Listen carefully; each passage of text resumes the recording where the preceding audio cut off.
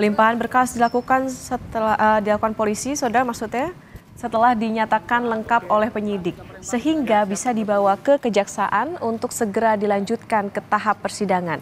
Terdapat 70 saksi yang diperiksa oleh penyidik, 18 diantaranya memberatkan tersangka Peggy Setiawan. Dari beberapa yang diperiksa, terdapat saksi ahli pidana, ahli forensik, ahli psikologi, ataupun ahli informasi dan teknologi.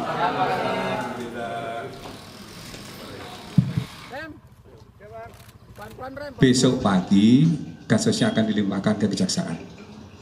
Jadi berkas sudah lengkap, dilaksanakan penyidikan, dan besok akan dilimpahkan ke kejaksaan.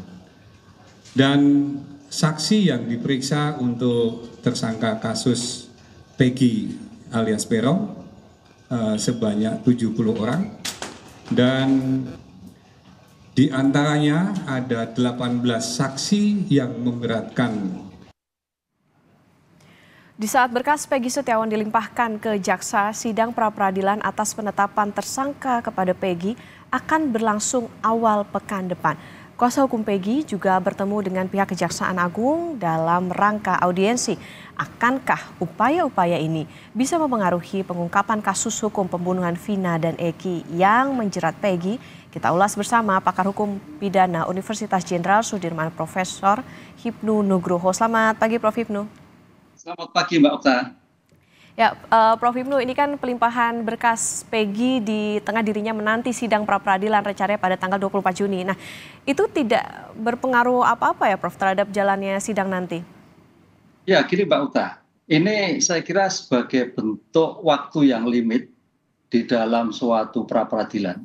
Karena tadi kita dengar Polda sudah mau menyerahkan barang bukti kejaksaan. Nah, sekarang pertanyaannya, kejaksaan cukup waktu enggak untuk melakukan suatu pemberkasan surat dakwaannya? Karena begini, di dalam suatu kontrol pra-peradilan itu kontrol tentang upaya paksa. Kan gitu loh. Nah, sekarang pertanyaannya, besok tanggal 24 adalah sidang pertama pra-peradilan. Pertanyaannya begini Mbak Uta, kalau besok Polda minta waktu untuk mundur, nah ini bisa wassalam pra-peradilan. Karena gini, pra-peradilan di dalam pasal 82 ayat 1 huruf D, ketika suatu perkara sudah mulai disidangkan, pertanyaannya kapan sudah mulai disidangkan adalah dibacakan, maka permohonan pra-peradilan gugur. Ini harus diantisipasi. Oleh karena itu, mudah-mudahan tanggal 24 adalah bisa disidangkan pra-peradilan. Karena di sini nanti akan mengkorek bagaimana sahnya pengungkapan perkara, bagaimana sahnya Polda mencari bukti, bagaimana jumlah buktinya, jenisnya, untuk menentukan bahwa seorang Peggy ini patut diduga. Nah itu loh, patut diduga bahwa dia sebagai pelaku. Itu Mbak Okta. Oke, artinya ini jadi kejar-kejaran nih, Prof, antara jaksa ataupun juga dari polisi. Kemudian kalau misalnya nanti ini kan sidang pra-peradilannya berlangsung sepekan. Gimana kalau misalnya nanti di saat sidang pra-peradilan, di saat masanya yang sepekan itu, Peggy ini justru dinyatakan lengkap berkasnya kemudian disidang atau sudah ditetapkan jadi terdakwa, ini gimana, Prof? Apakah bisa membatalkan pra-peradilannya berarti? Ya, artinya gini, memang dalam suatu peradilan Indonesia tidak boleh dua. Kontrol pertama tentang pra-peradilan itu ada mengenai sah tidaknya tadi. Oleh karena itu kejar-kejarnya begini Pak, ini memang perlu diantisipasi. Saya yakin memang Polda tidak berpikir lain lah. Tapi bisa juga berpikir begitu perkara nanti disahkan, dilimpahkan. Maka pertanyaan kuncinya ada di kejaksaan. Kejaksaan butuh waktu berapa hari untuk menentukan pembuatan surat dakwaan. Satu. Kedua, pengadilan juga butuh waktu berapa hari untuk menentukan jadwal sidang dengan pembacaan. Jadi bukan pelimpahan. Kalau dilimpahkan oleh pengadilan, tapi batas waktunya adalah dibacakan. Sehingga misalkan begini, kalau hari ini itu dilimpahkan misalkan dan dibacakan di persidangan, maka permohonan pra-peradilan gugur. Nah, ini yang harus diantisipasi. Nah, ini sering terjadi kalau kita kaji di dalam penelitian-penelitian itu memang kejar-kejaran di situ, sehingga katimbang ini orang Jawa, katimbang mempertahankan pra-peradilan nanti kemungkinannya bisa tanda petik diterima permohonan gugatannya oleh terdakwa, maka mengulang kembali. Tapi kalau tidak, ya segera dilimpahkan sehingga perkara itu menjadi perkara di persidangan pengadilan negeri. Ini memang oyak-oyakan dalam suatu penentuan hari yang pada ini. Tapi prediksi saya, Mbak, kalau ini tanggal 20, besok pelimpahan perkara agak nggak mungkin. Kecuali nanti tadi tanggal 24 minta mundur. Lah, hakim mau menerima atau tidak? Kalau tidak menerima berarti pra peradilan jalan. Tapi kalau hakim nanti menerima permohonan perpanjangan pengunduran pra peradilan, ya tadi saya katakan wassalam permohonan pra peradilan. Oke, berarti artinya ada beberapa kunci yang harus ini jadi pertanyaan ya Prof. Bisa cepat apa enggak nih? Nah kemarin Prof ini kan juga jadi sorotan nih, kuasa hukumnya Peggy ini kemarin beraudiensi ke Kejaksaan Agung. Salah satunya nih minta supaya jaksa nih bisa cepat, bisa cermat juga untuk meneliti berkasnya Peggy di tengah kasus ini kan juga sedang disidik. Nah dari sisi hukum ini ada upaya apa Prof? Apakah ini juga bisa jadi apa ya, semacam stimulus untuk membantu prosesnya bisa cepat sebelum nantinya sidang pra peradilan? Ya, artinya begini Mbak, di dalam sistem peradilan pidana itu ada istilah namanya pra penuntutan. Pra penuntutan itu adalah sebagai ruang koordinasi antara penyidik dan penuntut umum dalam menentukan suatu perkara di persidangan. Oleh karena itu, saya beranggapan bahwa penasihat hukum itu memberikan suatu gambaran kalau memang pengungkapan perkara bukti kurang, tidak bisa menggambarkan, mungkin jangan diterima dulu, kan gitu loh. Jangan diterima dulu, artinya sebagai bentuk ruang koordinasi, pengembalian tambahan bukti, pengembalian tambahan informasi, itu perlu dilakukan sehingga jaksa betul-betul firm. Jangan sampai jaksa menerima aja hasil dari pemeriksaan yang kemarin yang berpotensi nanti jaksa tidak bisa menggambarkan, obskur, gitu Mbak. Oleh karena itu kan seperti kemarin persidangan yang 8 tahun yang lalu, kalau kita kaji itu harusnya obskur. Obskur itu artinya batal. Batal itu dianggap tidak pernah ada. Nah dalam hal ini kalau memang perkara yang dilakukan penyidikan itu memang bukti kurang, tidak bisa menggambarkan lokus deliktinya, pesan penasihat hukum pada Pak Jaksa mungkin jangan dulu diterima. Kembalikan dulu sampai pada posisi persis sehingga nanti yang mempertahankan di persidangan itu adalah jaksa. Jadi jangan sampai hanya seperti kantor pos menerima perkara langsung. Ini yang saya kira pesan yang diminta oleh penasihat hukum seperti itu Mbak. Oke, artinya harus cermat juga dari sisi jaksa. Ini termasuk juga kemarin Prof, pengacara Peggy kan juga tidak hanya ke Kejaksaan Agung, tapi juga rencananya mau ke Mahkamah Agung, bahkan juga ke Menko Polhukam, ke KPK bahkan. Nah ini Anda melihatnya seperti apa Prof? Ya, sebetulnya yaitu usaha sebagai bentuk antisipasi baik ya. Tapi ini kan masalah hukum ya. Jadi kalau masalah hukum itu bicara hukum, bicara bukti. Sekarang bukti yang dilakukan Peggy itu akurat tidak? Bukti yang dilakukan mempunyai nilai atau tidak? Karena syarat yang dimintakan dalam hukum, teorinya adalah negatif web. 2 alat bukti, 2 itu melihat jumlah dan jenis. Jadi jumlahnya 2, jenisnya ya, kekuatannya bagaimana. Sehingga kalau toh memang mintakan pada Menko Polhukam, Mahkamah Agung ya itu sebagai bentuk ikhtiar lah ya. Ikhtiar, karena kita melihat kemarin tanda petik ada suatu hal yang tidak beres kan seperti itu. Ini jangan sampai. Tapi itu sebenarnya second lah kedua. Yang kuncinya sekarang adalah bagaimana bukti yang dilimpahkan itu bernilai bukti. Bukti yang dilimpahkan itu mempunyai keyakinan di dalam suatu persidangan. Bukti yang dinilai itu bernilai dalam suatu persidangan. Sehingga betul apakah Peggy atau tidak. Pelakunya ini atau tidak. Ini yang permasalahan seperti itu. Jadi ya boleh semua disurati tapi fokus pada bukti. Bicara hukum, bicara bukti. Oke, intinya harus tetap pada pembuktian. Prof, kalau menurut Anda sampai saat ini apa sih Prof yang janggal dari penyidikan kasus pembunuhan Vina? Apalagi kan ayah dari Vina sempat diperiksa Propam. Ya, kalau kita lihat berbagai media kan ini kan sejak awal memang kayaknya ada sesuatu yang ditutupi. Itulah. Dalam ilmu kriminalistik, suatu pengungkapan yang ditutupi, yang ditambah-tambah, yang dikurang-kurang, itu teorinya ada Mbak. Menimbulkan suatu pemeriksaan yang tidak profesional. Menimbulkan suatu pemeriksaan yang menimbulkan cacat. Menimbulkan suatu pemeriksaan yang tidak akurat. Karena memang sejak awal tidak memberikan gambaran sepenuhnya. Ini yang kita lihat.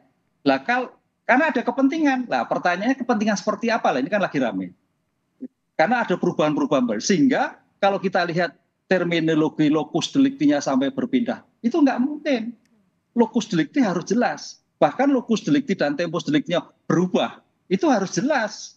Sehingga jangan sampai di dalam penguraian surat dakwaan tadi saya katakan di pra penuntutan, kembali pada penuntut umum, bisa menggambarkan keadaan sebenarnya. Itu kunci dalam suatu pembuatan surat dakwaan. Karena dari surat dakwaan itu menjadikan nilai bagaimana mengungkap kembali. Kalau toh saksi memang nanti mencabut, itu haknya dia. Karena saksi itu adalah saksi yang mendengar, yang melihat sendiri. Mempunyai nilai atau tidak, ada keterkaitan atau tidak. Nah, ini yang saya kira menjadikan PR tersendiri bagi Polda untuk bisa memberikan gambaran yang jelas bahwa perkara ketika itu tidak ada suatu permasalahan, tidak ada suatu titipan, tidak ada suatu rekayasa, kan gitu. Kesalahan pada prosedur mekanisme itu bisa. Tapi pertanyaan apakah 2016 kesalahan prosedur seperti ini, yaitu kita uji di persidangan nanti. Jadi saya kira nanti PG ini menjadi pintu gerbang, Mbak, untuk mengungkap kembali permasalahan-permasalahan 8 tahun yang lalu. Termasuk juga harus bisa membuktikan kepada publik ya Prof, soal kan banyak juga pertanyaan apakah ini benar PG yang dimaksud 8 tahun lalu atau jangan-jangan ini cuman ada upaya-upaya tadi yang Prof bilang ada dugaan menutup-nutupi begitu ya. Prof kan ada nih upaya peninjauan kembali dari setidaknya 5 terpidana kasus Vina. Apa yang Anda cermati dari upaya ini setelah mereka sebelumnya kan sempat dihukum sekitar 8 tahun? Ya, ini Mbak, ini proses hukum sedang berjalan. Dan proses hukum sudah berdasarkan bukti ketika itu. Nah, dalam ketika itu sudah dibuktikan menjadikan putusan bersalah. Setiap putusan kita harus dianggap benar. Kan res judicata gitu. Nah, pertanyaannya, kapan suatu putusan salah kalau putusan itu dibatalkan oleh atasannya? Suatu putusan dianggap benar kecuali dibatalkan oleh atasannya. Nah, sekarang bagaimana membatalkan atas putusan pengadilan negeri dan kasasi adalah dengan PK. Sehingga 6 orang atau 7 orang ini yang sudah diputus itu wajib mengajukan peninjauan kembali berdasarkan bukti baru. Bukan keterangan saja, bukti baru, bukti yang menimbulkan keadaan suatu peristiwa pertama kali menjadikan bebas. Jadi kalau kemarin itu penasihat hukum menyatakan, wah ini keterangan dicabut, oh belum. Karena keterangan itu harus cross check dengan bukti yang lain. Betulkah keterangan yang dicabut itu bernilai bahwa dia bukan pelaku? Betulkah keterangan yang dicabut itu ada tidak bantahan dari keterangan yang lain? Nah, ini yang saya kira menjadikan fokus bukti baru ini sehingga kalau memang betul apa yang disampaikan dalam persidangan dicabut itu dikuatkan dengan bukti-bukti yang lain, insya Allah itu akan menjadi pertimbangan sebagai bukti baru di PK. Karena PK itu berarti bukti baru sehingga hukumannya menjadi ringan atau bebas karena tidak terbukti seperti yang dirumuskan dalam surat dakwaan. Oke, Prof, mungkin ini apa yang kira-kira perlu diantisipasi nih dari pihak pengacara Peggy karena kan sekarang juga kemarin setelah dari Kejaksaan Agung nanti rencananya juga beberapa pihak juga akan didatangi begitu oleh pengacaranya Peggy. Ya, sebagai bentuk uji pertama pra peradilan ini saya kira harus dilalui, Mbak.